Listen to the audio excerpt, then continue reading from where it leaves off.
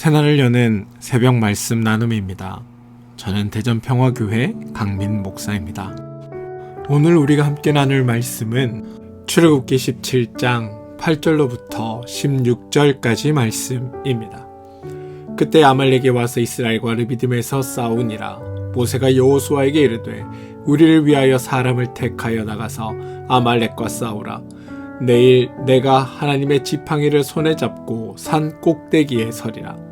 여호수아가 모세의 말대로 행하여 아말렉과 싸우고 모세와 아론과 훌은 산 꼭대기에 올라가서 모세가 손을 들면 이스라엘이 이기고 손을 내리면 아말렉이 이기더니 모세의 팔이 피곤함에 그들이 돌을 가져다가 모세의 아래에 놓아 그가 그 위에 앉게 하고 아론과 훌이 한 사람은 이쪽에서 한 사람은 저쪽에서 모세의 손을 붙들어 올렸더니 그 손이 해가 지도록 내려오지 아니한지라. 여호수아가 칼날로 아말렉과 그 백성을 쳐서 무찌르니라. 여호와께서 모세에게 이르시되 이것을 책에 기록하여 기념하고 여호수아의 귀에 외워 들리라. 내가 아말렉을 없이 하여 천하에서 기억도 못하게 하리라.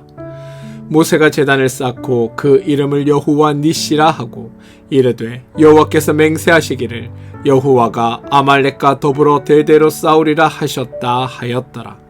출애굽기 17장 8절로부터 16절까지 말씀입니다. 오늘은 여호와 니시라는 이 말에 대해 한번 생각해보는 시간을 가지겠습니다. 오늘 본문을 읽고 많은 사람들은 모세가 손을 들었다라는 것을 강조하고 또 손을 들은 그 행위 자체를 하나님께 기도했다라는 행위로 해석합니다. 하지만 본문을 자세히 읽어보시면 그렇지 않습니다. 본문은 모세를 강조하거나 모세의 행동을 강조하는 것이 아닙니다. 오히려 본문은 하나님을 강조하고 있습니다. 모세가 손을 들었다는 것, 이건 출애굽기에서 지금까지 하나님이 모세를 통해 이래오신 방식을 살펴보면 쉽게 이해가 됩니다. 모세가 손을 드는 장면이 사실 이번이 처음이 아니고 허다하게 많이 나오는 장면이기 때문입니다. 첫 번째 이적을 행할 때 모세가 지팡이를 손에 잡고 나일강에 나가 지팡이로 나일강을 칩니다. 이건 모세가 기도한 게 아닙니다. 두 번째 이적을 행할 때도 마찬가지입니다. 아론이 애굽의 물들 위에 그의 손을 내밀매 개구리들이 애굽 땅에 올라옵니다. 그런데 이것이 아론이 기도한 게 아닙니다. 세 번째 이적을 행할 때 아론이 지팡이를 들어 땅에 티끌을 치니 티끌이 이가 되었습니다. 지팡이를 들었다고 해서 이게 아론이 기도로 역사한 것이 아님을 아셔야 합니다. 여섯 번째 이적을 행할 때도 마찬가지입니다. 모세와 아론이 화덕의 재를 가지고 바로 앞에 서서 모세가 하늘을 향하여 날리니 사람과 짐승에게부터 악성 종기가 생겼습니다. 이게 모세와 아론이 합력해서 이루어낸 이적이 아닙니다.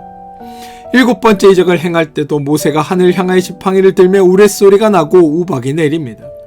모세가 하늘을 향하여 지팡이를 들었다고 해서 모세가 기도한 게 아니라는 것을 아셔야 합니다. 또한 지팡이로부터 비롯되는 신통력이 이 일을 만들어낸 것도 아닙니다. 홍해에서 모세가 바다 위에 손을 내밀매 바닷물이 물러가고 물이 갈라져 바다가 마른 땅이 됩니다. 그런데 이게 바다가 모세의 말을 들어서 일어난 일이 아닙니다.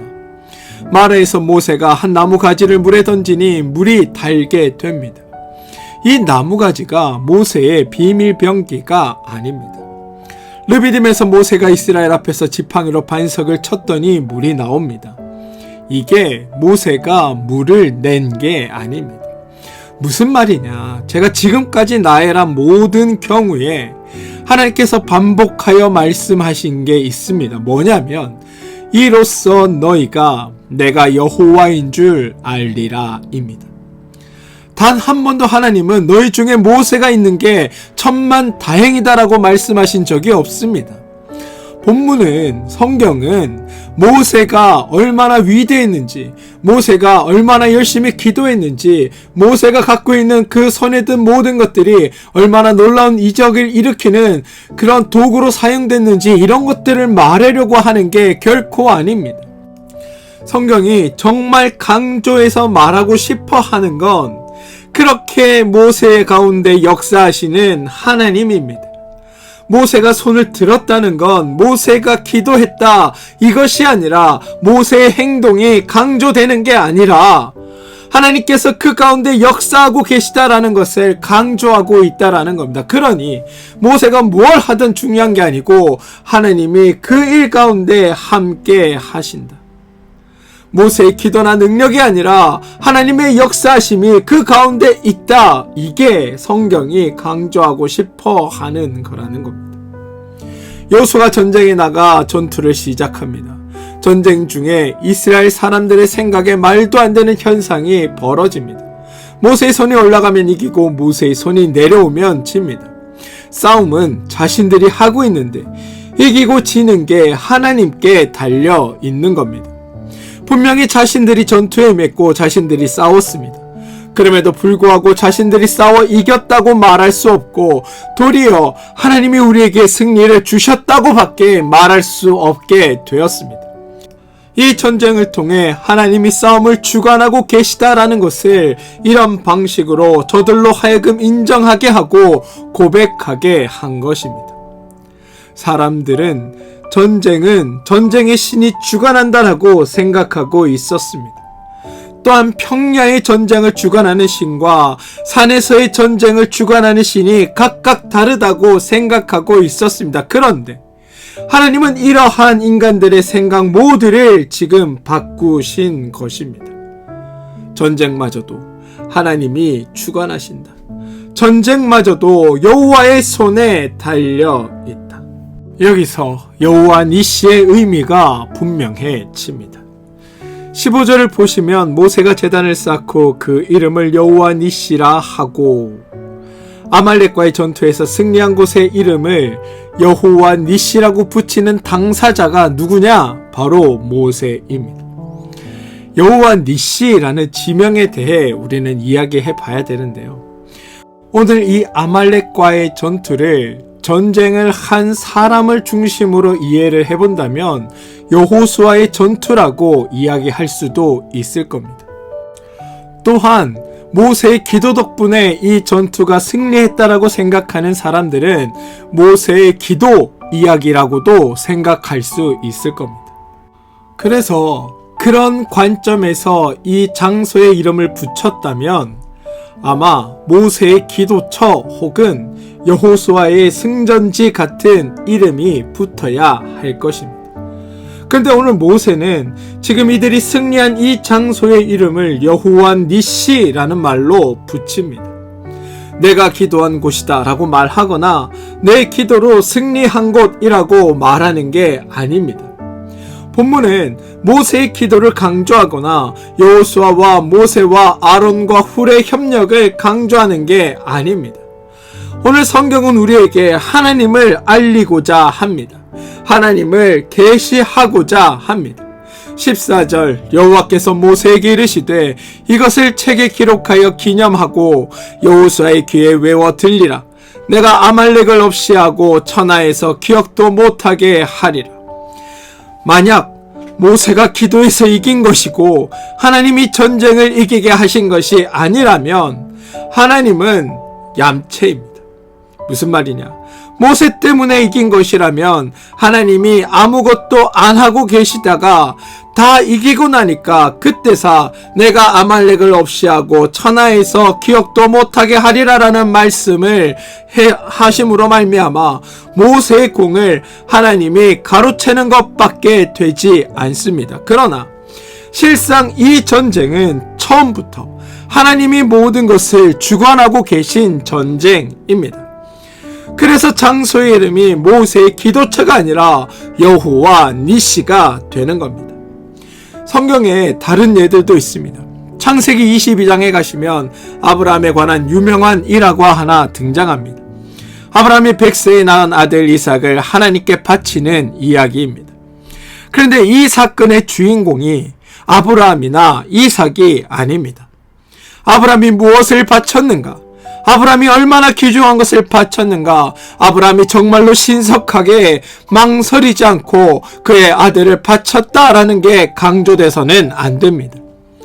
이 사건의 진정한 포인트, 가장 핵심적인 사건은 뭐냐 하면 아브라함 자신의 고백에 의해 명백히 드러나는데요. 이 사건을 마친 후 아브라함의 고백이 창세기 22장 14절에 이렇게 고백됩니다.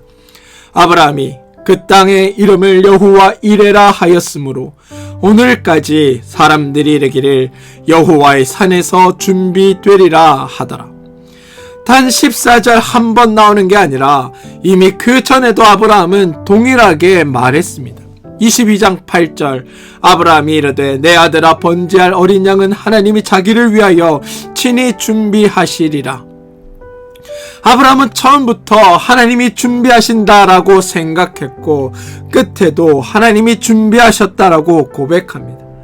그래서 그곳의 이름을 여호와 이레, 다시 말해 여호와께서 준비하셨음이라고 지었습니다. 그 사건의 핵심 인물은 아브라함이 그 땅의 이름을 내가 큰 희생을 드린 곳, 내가 나의 아들을 하나님께 바치려고 했던 곳, 이런 식으로 부르지 않았다라는 겁니다. 내가 내 믿음을 고백한 곳, 이렇게 부르지 않았다라는 겁니다. 내가 헌신한 곳, 이렇게도 말하지 않았고 아들을 과감히 버린 곳이라고 말하지 않습니다. 아브라함은 그곳의 이름을 여호와 이레, 다시 말해 여호와께서 준비하심이라고 불렀습니다. 그 사건의 주인공이 하나님이고 그 사건의 핵심은 하나님께서 준비하신다라는 게 그 사건의 핵심이기 때문입니다. 여호와 니시라는 말은 여호와는 나의 깃발이라는 의미입니다.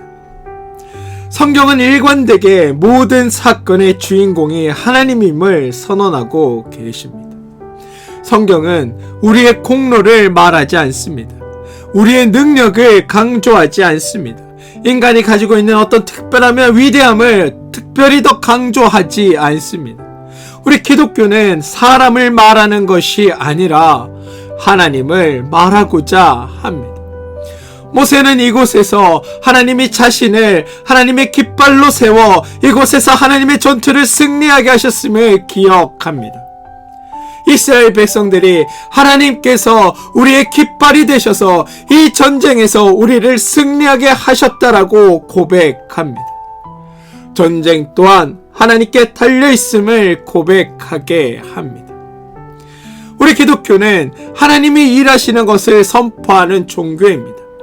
우리는 하나님의 일하심의 혜택, 다시 말해 하나님의 은혜를 받았다라고 말하는 겁니다. 그 어떤 인간적인 수고나 공로가 드러나서도 안 되고 드러날 이유도 없습니다. 오직 그냥 우리의 모든 것은 하나님으로 말미암아 이루어졌습니다. 이게 성도된 자들의 고백이라는 겁니다. 모세가 그렇게 고백했듯 우리 삶에서도 그런 고백이 있길 소망합니다. 저는 오늘 여러분들이 사시는 그 삶의 자리가 여호와의 여호와는 나의 깃발이라고 말한 여호와 니시의 장소가 되길 소망합니다. 무슨 말이냐? 하나님이 오셔서 오늘 나를 위해 하나님이 일하시고 애쓰시고 그리하여 하나님이 이루신 그 영광과 기쁨을 우리로 하여금 누리게 하셨다. 그게 오늘 내가 수고하고 일한 이 장소이며 그게 오늘 나에게 이루신 하나님의 일들이다. 내가 그것을 보고 기대하고 소망하고 그것으로 말미암아 감사하며 살아가겠다.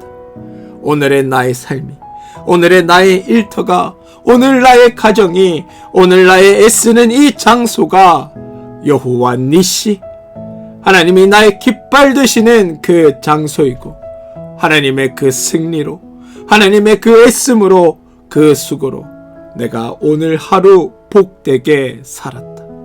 이렇게 고백하며 사시는 여러분들 되시길 소망합니다. 우리는 성경을 통해 사람이 아닌 하나님을 배워야 합니다. 성경을 통해 하나님을 위해 무엇을 할까가 아니라 하나님께서 나를 위해 어떤 은혜와 복을 우리에게 베풀고 계시는가를 알아차려 가야 합니다. 저는 그것들을 깨닫고 발견하고 누리는 그런 여러분들 되시길 주님의 이름으로 축원드립니다. 기도하겠습니다. 하나님, 모든 사건의 주인공이 하나님이심을 고백합니다. 우리가 때때로 우리의 노력과 수고를 강조하고 우리의 기도와 헌신을 내세우려고 했던 것을 고백합니다. 모세가 그곳을 여호와 니시라 이름 짓고 아브라함이 그곳을 여호와 이레라 이름 지었던 것처럼 우리 삶의 모든 승리와 모든 은혜의 자리에 하나님의 이름을 새기는 우리 모두 되게 하여 주시옵소서. 오늘 내가 일하는 일터, 나의 가정, 내가 수고하는 모든 장소가 하나님이 일하신 것을 선포하는 자리가 되게 하시고 하나님께서 모든 것을 예비해 주셨음을 고백하는 자리가 되게 하시고 그로 말미암아 주어지는 하나님의 은혜를 누리며 살아가는 복된 자리 되게 하여 주시옵소서. 예수님의 이름으로 기도합니다. 아멘.